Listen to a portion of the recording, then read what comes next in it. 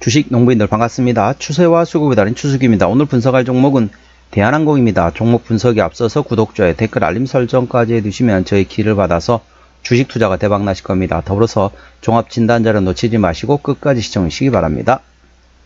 네, 대한항공 최근에 괜찮죠? 나쁘지 않습니다. 뭐 실적도 나쁘지 않고 이제 아무래도 뭐 또 기준금리 또 언제든지 또 인하할 수 있기 때문에 관련돼 가지고 수혜가 예상되고 있습니다. 아무래도 대한항공 같은 경우는 이제 항공주 같은 경우는 대부분 어떻습니까? 뭐가 중요하냐면요. 이제 항공주를 설명할 때 가끔 보면은 이제 저도 이제 경제방송 전문가 생활 했었지만은 자, 경제방송 가끔 보면은 이제 조금 실력 없는 전문가들 이렇게 얘기합니다. 대한항공이나 아시아나항공 항공주 얘기할 때 이런 얘기합니다. 뭐라 하냐면은 국제 유가가 중요합니다. WTI가 얼마고요? 그런 얘기를 합니다. 자, 이렇게 설명할 수 있겠습니다. 우리 주식 농부님들 비행기 한번 타고 가다는 놀러 갈 때, 해외여행 놀러 갈 때 비행기 탑니다. 자, 비행기 탈 때 유류 할증료를 내나요? 그렇죠.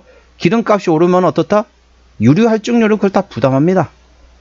그래서 정확하게는 WTI를 포함한 국제 유가가 물론 중요하긴 하죠. 안 중요한 건 아닙니다. 하지만 우선순위가 다르다는 거죠. 그래서 WTI를 포함한 국제 유가가 중요한 게 아니고 그보다 훨씬 중요한 거는 바로 금리가 되겠습니다. 이자율이라는 거죠. 왜냐면은 우리 보면은 이제 비행기 같은 거 어떻습니까? 대한항공 비행기 많잖아요. 그 비행기를 전부 다 현금 주고 샀을까요? 아니죠. 그 많은 비행기를 현금 주고 사게 되면 돈이 어마어마하게 들어갑니다. 그러니까 어떻다? 그거를 리스로 합니다. 리스. 우리 자동차 보면 어떻죠? 우리 이제 일반 개인들은 어떻습니까? 일반 개인들은 그냥 차를 돈 주고 사는 거죠. 물론 이제 렌트하기도 하지만은, 근데 이제 법인 같은 데 어떻습니까? 법인이라든지 이런 회사에서는 그 이제 회사차 있잖아요. 회사차가 어떻습니까? 회사차는 돈 주고 사는 경우 없죠. 전부 다 리스로 활용합니다. 리스라는 게 뭡니까? 죄송합니다. 렌트라는 거 렌트. 리스라면은 당연히 그 이자율이 중요합니다. 그래서 제일 중요한 거는 국제유가가 아니고 기준금리라고 보시면 됐습니다. 더 자세히 말하면 기준금리에서 실질금리라고 보통 얘기하죠. 그 실질금리를 생각하시면 됐습니다. 쉽게 말하면 기준금리 변동에 따라서 주가를 움직일 수 있다.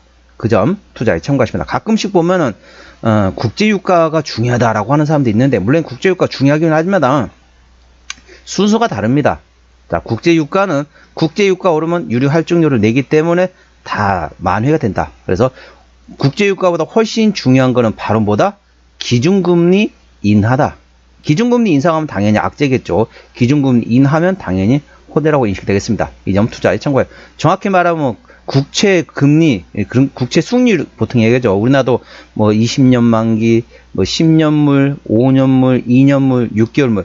참고적으로 단기물 같은 경우는 2년물이 되겠습니다. 단기물은 2년물, 장기물은 10년물이라 생각하시면 되겠습니다. 그래서 2년물과 10년물의 그 스프레드 차에 따라서 이제 움직이긴 또 합니다. 그래서 뭐 이제 그냥 여담을 말씀드렸고요. 자, 동사 어떤 내용이 있는지 먼저 말씀드리고 기술적 분석 말씀드렸습니다. 다 설명드리면 좋은데 시간이 오래 가가지고 최대한 좀 말 아끼도록 하겠습니다. 자, 7월 14일 오늘 나왔던 이슈입니다.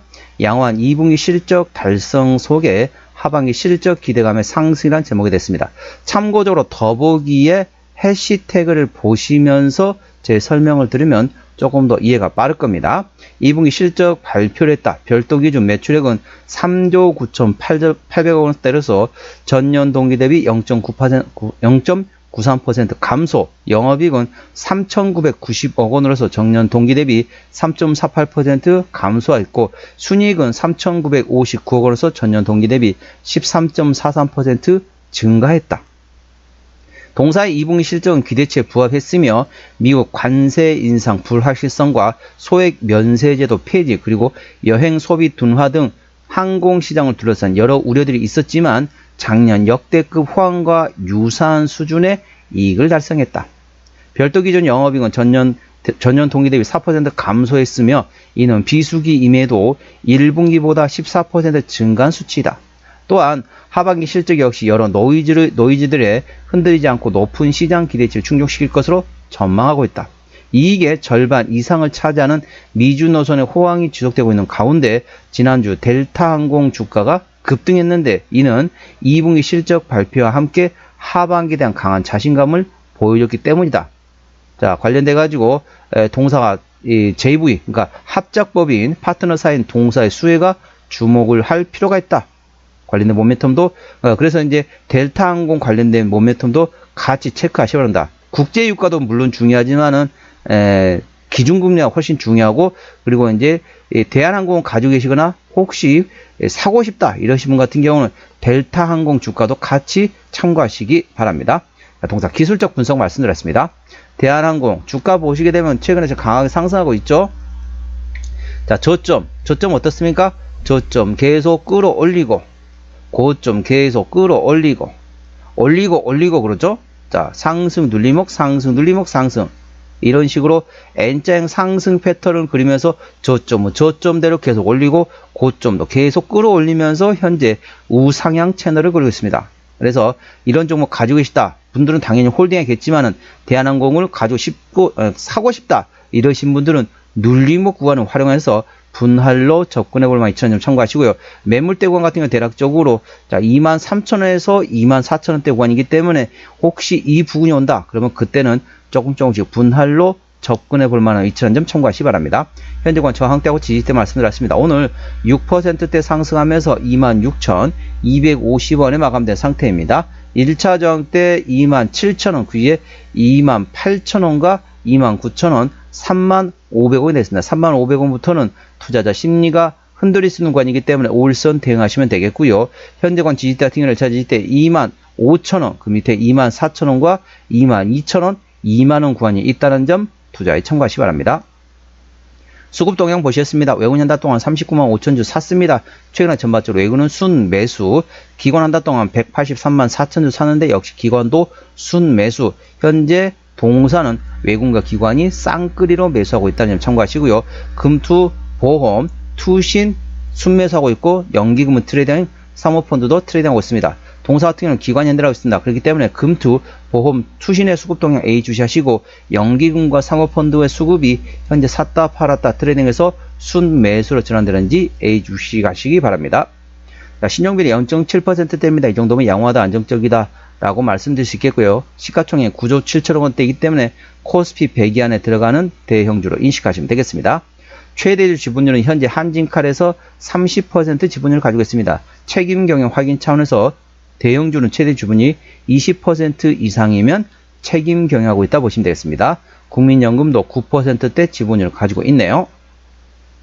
자, 실적 보시도록 하겠습니다. 매출액 같은 경우는 작년에 17조 8천억 원대에서 올해 24조 5천억, 내년도 25조 5천억 예상되면서 전반적으로 외형 성장 예상되고 있고요. 영업이익은 작년에 2조 1천억 원대에서 올해 2조 원대 조금 주춤하지만 내년은 다시 거의 2조 4천억 원대까지 잘 나올 것으로 예상되어 있습니다.